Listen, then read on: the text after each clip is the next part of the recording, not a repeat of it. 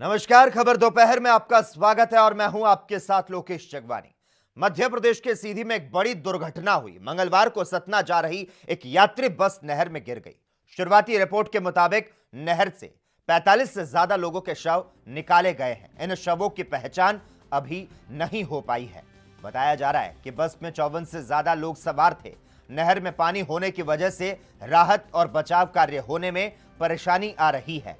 अधिकारी मौके पर हैं। छुइया घाटी के नीचे बगवार के नजदीक सुबह 8 बजे के करीब यह हादसा हुआ। हादसे की वजह बस का अनियंत्रित होना बताया जा रहा है। आपको बता दें, मृतकों के परिजनों को 5-5 लाख देने का ऐलान किया गया है।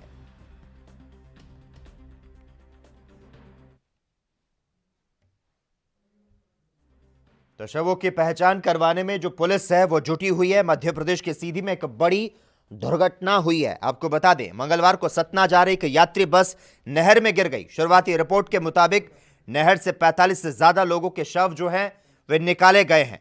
इन शवों की पहचान हालांकि अभी तक नहीं हो पाई है और बताया जा रहा है कि बस में 54 से ज्यादा लोग सवार थे। नहर में पानी होने की वजह से राहत और बचाव कार्य में अब भी लगातार परेशानियों का सामना जो है वो करना पड़ रहा है। तो आपको बता दें, नहर में बस के गिरने की यह जानकारी है और इसमें 54 यात्रियों से भरी बस थी, जिसमें कई लोगों की मौत जो है वो बताई जा रही है। हालांकि बताया जा रहा है कि मृतकों के परिजनों को 5-5 देने का ऐलान जो है वो यहां पर किया गया है और हादसे की जो वजह है वो बस का अनियंत्रित होना बताया जा रहा है। हालांकि पुलिस शवों की पहचान करने में जुटी हुई है। तो मध्य प्रदेश की यह बड़ी घटना, जहां पर सीधी में एक बड़ी दुर्घटना की खबर मिली। सतना जा रही एक यात्री बस नहर में जाकर गिरी। शुरुआती रिपोर्ट के अनुसार नहर से 45 से ज्यादा लोगों के शव जो हैं वो निकाले गए हैं। बताया जा रहा था जिस तरह से मृतकों की जो संख्या है वो बढ़ सकती है। सीएम शिवराज ने हादसे के बाद मुआवजे का ऐलान जो है वो कर दिया है। तो एमपी के सीधी में यह बड़ा हादसा हुआ। शिवराज सिंह चौहान हादसे के बाद अपने सारे कार्यक्रम स्थगित करते नजर आए।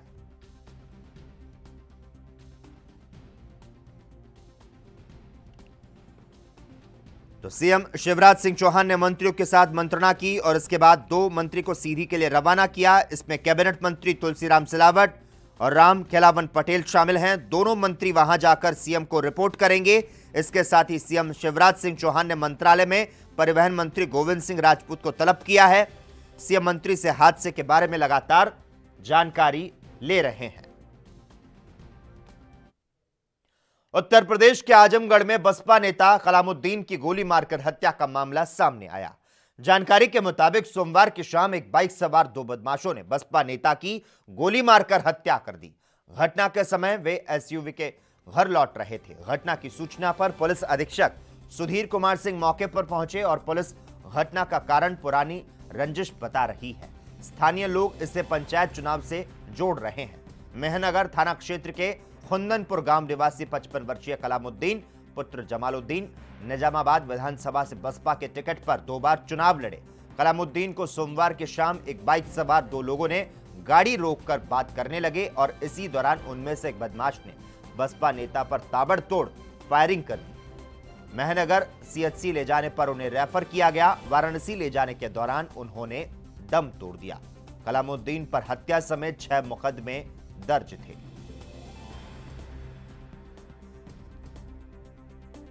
60 वर्षीय शेख कलामुद्दीन जो कि गांव अपने घर जा रहे थे, उनकी गांव के बाहर कुछ लोगों द्वारा गोली मार दी गई थी।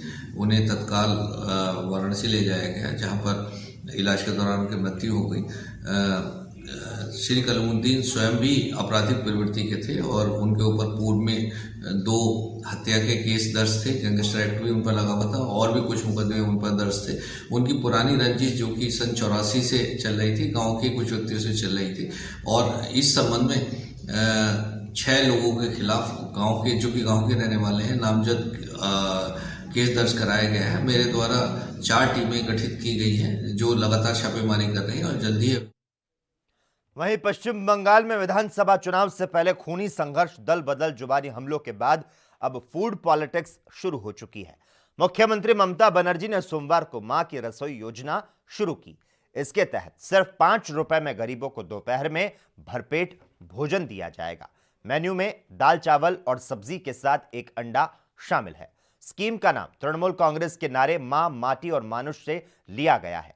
ममता ने कहा कि राज्य सरकार प्रति प्लेट 15 रुपए की सब्सिडी वहन करेगी। उन्होंने कहा कि स्वयं सहायता समूह हर दिन दोपहर 1 बजे से 3 बजे के बीच रसोई का संचालन करेंगे। धीरे धीरे राज्य में हर जगह ऐसे रसोई घर बनाए जाएंगे। तमिलनाडु में इसी तरह अम्मा कैंटीन के नाम से तब की सीएम जयललिता ने एक योजना शुरू की थी।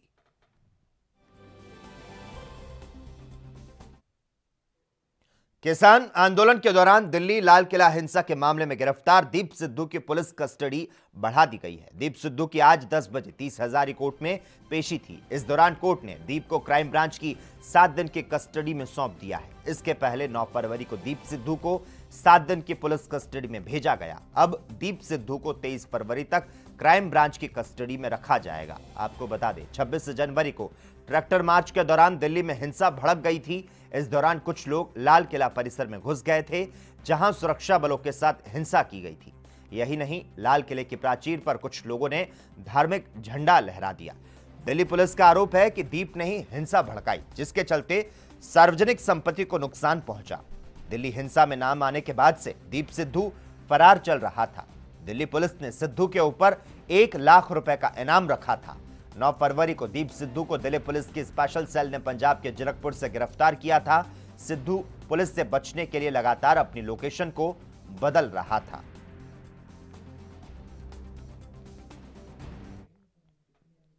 वहीं प्रधानमंत्री नरेंद्र मोदी ने अजमेर में ख्वाजा मोइनुद्दीन चिश्ती के 809वें उर्स पर दरगाह में चादरपोशी के लिए अल्पसंख्यक मामलों के मंत्री मुख्तार अब्बास नकवी को चादर सौंपी। अजमेर में इन दिनों गरीब नवाज का सालाना उर्स चल रहा है और उर्स के मौके पर शरीक होने के लिए देश के विभिन्न स्थानों से जायरीन अजमेर पहुंच रहे हैं। इसी कड़ी में मंगलवार को प्रधानमंत्री नरेंद्र मोदी की चादर दिल्ली से केंद्रीय मंत्री मुख्तार अब्बास नकवी लेकर अजमेर पहुंचे। नकवी मोदी की चादर को अपने सिर पर रखकर आस्ताने शरीफ में जन्नती दरवाजे से दाखिल हुए और गरीब नवाज की पाक मजार पर चादर को पेश किया।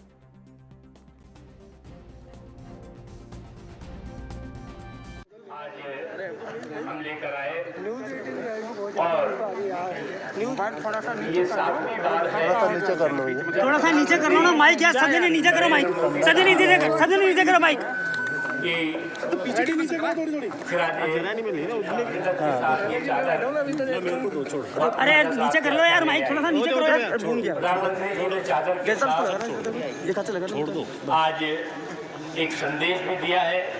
ये संदेश आप लोग चाहे तो देख, उस संदेश में प्रधानमंत्री जी ने कहा है कि ख्वाजा मोइनुद्दीन चिश्ती के 809वें उर्स के उपलक्ष्य में दुनिया भर में उनके अनुयायियों को बधाई और शुभकामनाएं। ये वार्षिक उत्सव कौमी एकता, भाईचारे की खूबसूरत मिसाल है। विभिन्न धर्मों, संप्रदायों, उनसे जुड़ी मान्यताओं और आस्थाओं का सद्भाव, सह-अस्तित्व, विविधता से भरे हमारे देश की अद्भुत धरोहर है। उत्तर प्रदेश के मैनपुरी के वेवर थाना क्षेत्र के वेवर इटावा मार्ग पर नगला केहरी के पास हादसा हो गया। दरअसल अनियंत्रित ट्रक चालक ने एक ट्रक में जोरदार टक्कर मार दी। फिलहाल हादसे में 2 लोग गंभीर रूप से घायल हो गए, जिन्हें जिला अस्पताल में भर्ती करवाया गया, जहां उनका इलाज चल रहा है।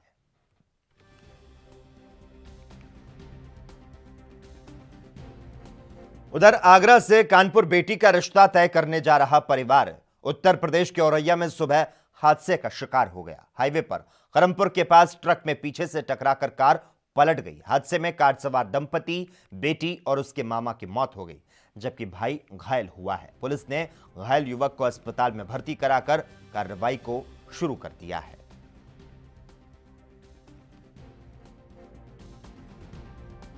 पौने 8 के आसपास एक कार से पूरा परिवार राजकुमार है, शायद वो बटुकेश्वर आगरा के रहने वाले हैं, कानपुर की तरफ जा रहे थे। एक कंटेनर से पीछे से टकराने के पश्चात उनकी कार पलट गई, जिसकी वजह से राजकुमार, उनकी पत्नी भावना, उनकी पुत्री दीक्षा और उनके साले महावीर की ऑन द स्पॉट डेथ हो गई है और उनका बेटा रचित घायल हो गया, जो अभी अस्पताल। उत्तर प्रदेश के शामली जिले में आदर्श मंडी थाना क्षेत्र में रात को गेहूं की फसल की निगरानी करने गए किसान की हत्या कर दी गई। पुलिस ने इस हत्याकांड का खुलासा करते हुए मृतक के बेटे समेत 3 आरोपियों को गिरफ्तार कर लिया। पुलिस का कहना है कि पुत्र वधू से अनैतिक संबंध बनाने पर पुत्र ने 2 लाख रुपए की सुपारी देकर अपने पिता की हत्या कराई थी। फरवरी को सुबह 9 बजे एक सूचना आई थी कि थाना आदर्श मंडी क्षेत्र में एक व्यक्ति का शव पाया गया है। तत्काल मौके पर थाना अध्यक्ष वन्य वरिष्ठ अधिकारीगण के द्वारा वहां पर पहुंच के सीन ऑफ क्राइम को एनालाइज किया गया और उसके बाद सुसंगत धाराओं में अभियोग पंजीकृत किया गया। मृतक का नाम पवन पुत्र भोलू है, जो आदर्श मंडी के निवासी हैं। उसी क्रम में सारी टीमों को इसमें मोबिलाइज किया गया था, लगाया गया था और उसी क्रम में आज एक केस 12 घंटे से भी कम समय में वर्कआउट हो गया है। वहीं उत्तर प्रदेश के हमीरपुर में शहीद स्मारक स्थल पर सुहेलदेव की जयंती बड़े ही धूमधाम और हर्षोल्लास के साथ मनाई गई। जिलाधिकारी ज्ञानेश्वर त्रिपाठी ने महाराजा सुहेलदेव की प्रतिमा पर माल्यार्पण कर उनके आदर्शों पर चलने का संकल्प दोहराया। कार्यक्रम की शुरुआत बतौर मुख्य अतिथि जिलाधिकारी सहित अन्य कार्यकर्ताओं ने माल्यार्पण और पुष्प अर्पित कर की। अपने संबोधन में नगरपालिका परिषद अध्यक्ष कुलदीप निषाद ने कहा कि राज्यभर महाराजा सुहेलदेव का जीवन मानवता की सेवा के लिए समर्पित रहा।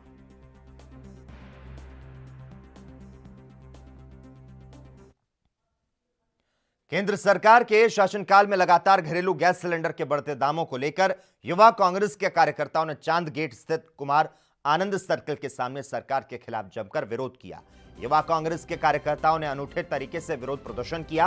कार्यकर्ताओं ने कहा कि एक तरफ महंगाई की मार और दूसरी तरफ सरकार लगातार सिलेंडर की रेट में वृद्धि कर रही है। मोदी सरकार के शासन में घर का खर्चा उठाना भारी पड़ने लगा है। इस बीच मीडिया से बातचीत में युवा कांग्रेस विधानसभा अध्यक्ष भूपेंद्र पाल पवार ने कहा कि लगातार बढ़ते गैस सिलेंडर के दामों की वजह से महिलाओं के रसोई का बजट पूरी तरह से बिगड़ चुका है। केंद्र की तानाशाही, निठल्ली, निकम्मी, कुमकंडी नींद में सोई केंद्र सरकार का एक सबसे बड़ा आत्मनिर्भर भारत का उदाहरण कल रात को पेश किया गया, जिसमें ये केंद्र सरकार देश की जनता को अब आत्मनिर्भर जीना कैसे सिखा रही है। 10 दिन पहले 25 रुपये बढ़ाए, कल रात को इन्होंने 50 रुपये और घरेलू गैस के दामों बढ़ाए। 3 माह के अंदर 187 रुपये ये घरेलू गैस के सिलेंडरों के दाम में वृद्धि कर ये देश की जनता के सामने इस कोरोना काल और बेरोजगारी के युग में कौन सा साहस दिखाना चाह रही है। या तो ये पूरी जनता को अब आत्महत्या करने पर मजबूर कर रही है। इस सरकार का भी हमें कुछ समझ में नहीं आ रहा है ये कौन सा साथ दिखाना चाह रही है। एक तरफ देश कोरोना काल की तरफ से लड़ रहा है, कोरोना काल में युवाओं ने रोजगार खो दिया है और अभी इन्होंने 4 दिन पहले जब बजट की घोषणा की, जब इन्होंने कहा कोई महंगाई नहीं। खबर दोपहर में खबरों का सिलसिला लगातार जारी रहेगा। हम यहां पर रुकते हैं, एक छोटे से ब्रेक के लिए जल्द हाजिर होते हैं।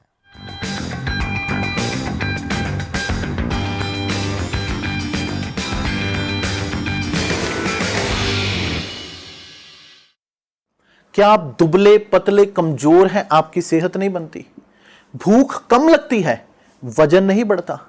दरअसल मेन बात खाना पीना खाना नहीं है, मेन बात है खाया पिया लगना। और अगर खाया पिया लगेगा ही नहीं तो सेहत बनेगी कैसे? इसलिए हमारी संस्था सन्यासी आयुर्वेदा ने एक ऐसी दवा बनाई है जो कि आपके पाचन तंत्र को, आपके लीवर सिस्टम को ठीक करने का काम करती है, ताकि आप जो भी खाएं उसका पूरे का पूरा निचोड़ आपके शरीर को लगे, आपकी भूख बढ़े, खाया पिया सही से लगे, नया खून बने, हड्डियों में जान आए, वजन बढ़े, ताकत बढ़े, चेहरे पर नूर आए और आप मोटे तगड़े खूबसूरत पर्सनैलिटी के मालिक बन जाएं। यह दवा पूरी तरह से आयुर्वेदिक होती है।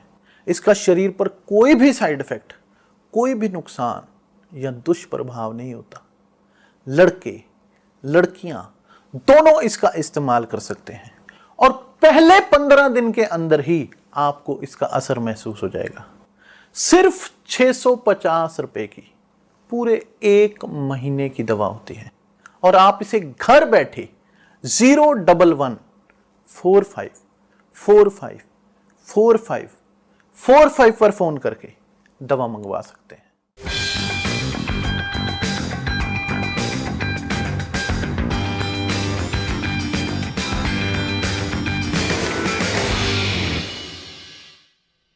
ब्रेक के बाद खबर दोपहर में एक बार फिर से आपका स्वागत है। खबरों की ओर रुख करेंगे, लेकिन उसके पहले दिल्ली के मुख्यमंत्री अरविंद केजरीवाल क्या कुछ कह रहे हैं, सीधी तस्वीरें। परीक्षा में 98% रिजल्ट लाके दिल्ली के 2 करोड़ लोगों का सिर गर्व से ऊंचा कर दिया। और हाँ, आपकी सरकार ने इस साल प्रदूषण से निपटने के लिए किसानों को पराली का समाधान भी दे दिया। अब दिल्ली के किसानों को पराली जलानी नहीं पड़ती। दिल्ली की तरक्की के इन 6 सालों में गरीब के बच्चे को अच्छी शिक्षा मिलने लगी है, हर बीमार को अच्छा इलाज मिलने लगा है, 24 घंटे बिजली आने लगी है। ये 2 करोड़ दिल्ली वासियों की सरकार है जो 24 घंटे 7 दिन दिल्ली वासियों की जिंदगी आसान बनाने के लिए काम करती है और यूं ही करती रहेगी। बस आपका साथ और आपका आशीर्वाद चाहिए। मैं इसी तरह से आपकी सेवा में लगा रहूं। जय हिंद। खबरों में आगे बढ़ते हैं। उत्तर प्रदेश के शामली में सीएचसी में महीने भर से, आपको बता दें, लगातार जो बातें हैं वो सामने आ रही है। यहां पर ये उत्तर प्रदेश का जो बड़ा मामला सामने आया, यहां पर शामली में सीएचसी में महीने भर से एंटी रैबिज वैक्सीन नहीं है। इसके चलते मरीजों को भटकना पड़ रहा है। दरअसल कैराना सामुदायिक स्वास्थ्य केंद्र पर पिछले करीब 1 महीने से एंटी रैबिज वैक्सीन नहीं है। जानवरों के शिकार हुए मरीज अस्पताल में पहुंचते हैं, लेकिन टीके के नहीं होने के कारण उन्हें मायूस होकर घर को वापस लौटना पड़ रहा है।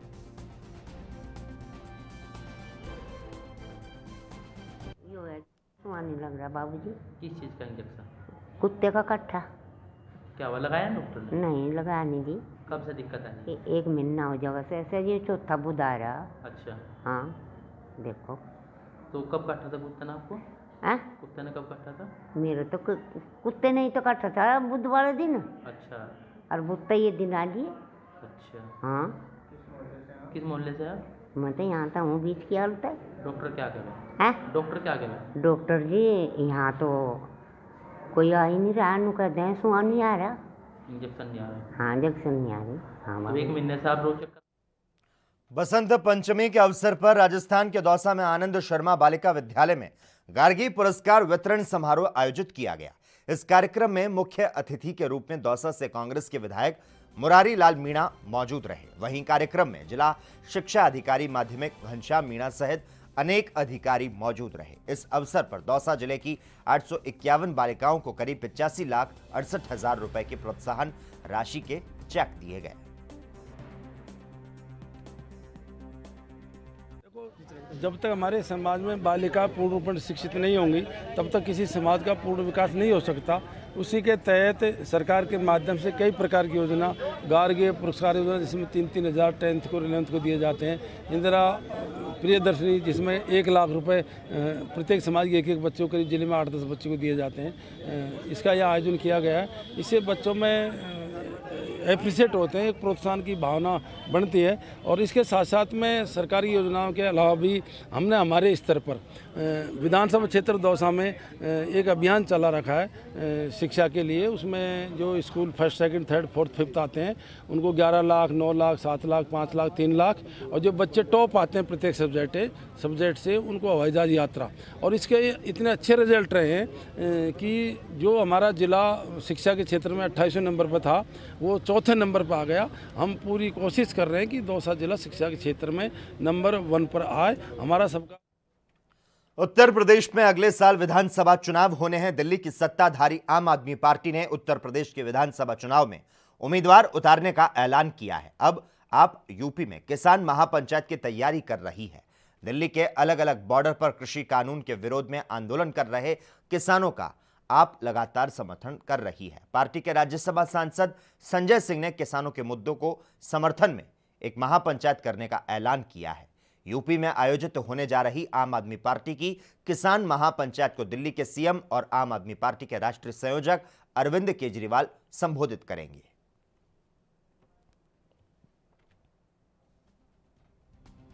केंद्र सरकार के नए कृषि कानूनों के खिलाफ किसानों का आंदोलन लगातार जारी है। दिल्ली के अलग अलग बॉर्डर पर किसानों का धरना लगातार जारी है। हालांकि गाजीपुर बॉर्डर और सिंघू बॉर्डर पर डटे किसानों की संख्या में अब तेजी से गिरावट आ रही है। वहीं दूसरी ओर कांग्रेस की महासचिव प्रियंका गांधी ने सोमवार को उत्तर प्रदेश के बिजनौर में महापंचायत की।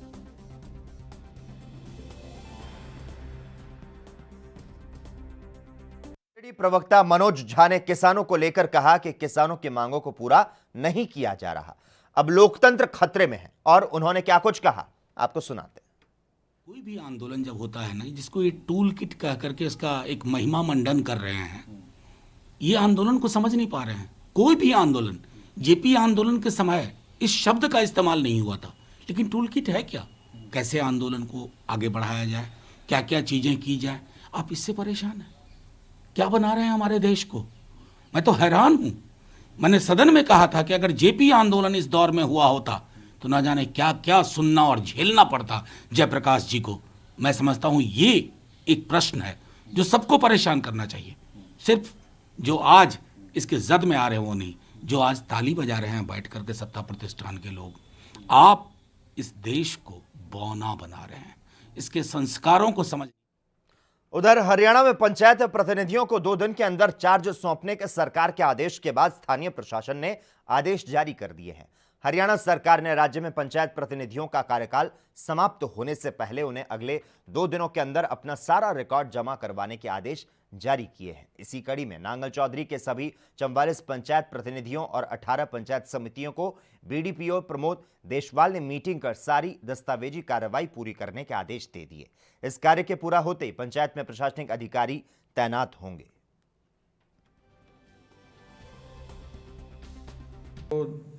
डिसॉल्व करने के आदेश आ गए हैं। 23 फरवरी से हरियाणा सरकार के आदेश हैं और उससे 1 हफ्ता पहले जो है हमें सारा रिकॉर्ड जो पंचायत का है वो ग्राम सचिवों के माध्यम से अपनी कस्टडी में लेना है, जिसमें बीडीओ को एडमिनिस्ट्रेटर नियुक्त किया गया है, जो फर्दर ग्राम पंचायतों का कार्य है उसको सुचारू रूप से चलाने के लिए, जब तक इलेक्शन नहीं आते और नई पंचायत। वहीं उत्तर प्रदेश के जनपद संभल के चंदौसी कोतवाली इलाके से बेहद ही चौंकाने वाला मामला सामने आया।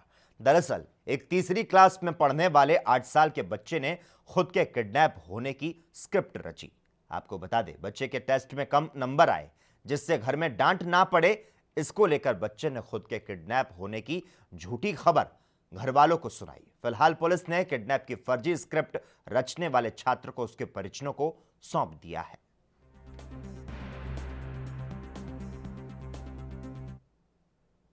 वहीं आपको बता दें, लगातार ऐप में आ रही तकनीकी दिक्कतें और कोरोना वायरस वैक्सीन लेने वालों की पहचान में आ रही मुश्किलों की वजह से टीकाकरण के अभियान में असर पड़ रहा है। वैक्सीन के दूसरे डोज के टीकाकरण कार्यक्रम पर इसने असर डाला है। तमाम राज्यों से आई रिपोर्ट में यह बात सामने आई। पश्चिम बंगाल में सिर्फ 7,273 लोगों ने दूसरी डोज ली है, जबकि 16 जनवरी को पहले दौर में करीब 15,000 लोगों ने टीके लगवाए। तो वहीं पंजाब में पहले दौर के मुकाबले दूसरे चरण में सिर्फ 4% लोगों ने टीके लगवाए। 16 जनवरी को 1,319 स्वास्थ्य कर्मियों ने टीके लगाए, जबकि दूसरे चरण में सिर्फ 59 लोगों ने टीके लगाए।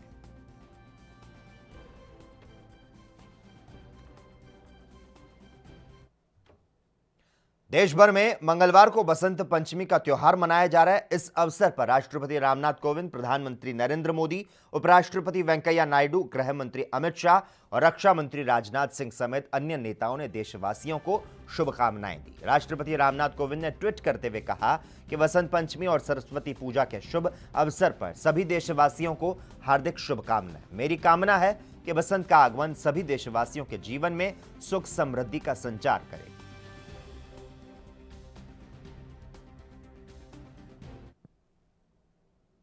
और इसी के साथ ही खबर दोपहर में बस इतना ही। तमाम अहम खबरों के लिए लगातार आप देखते रहिए ANB न्यूज़।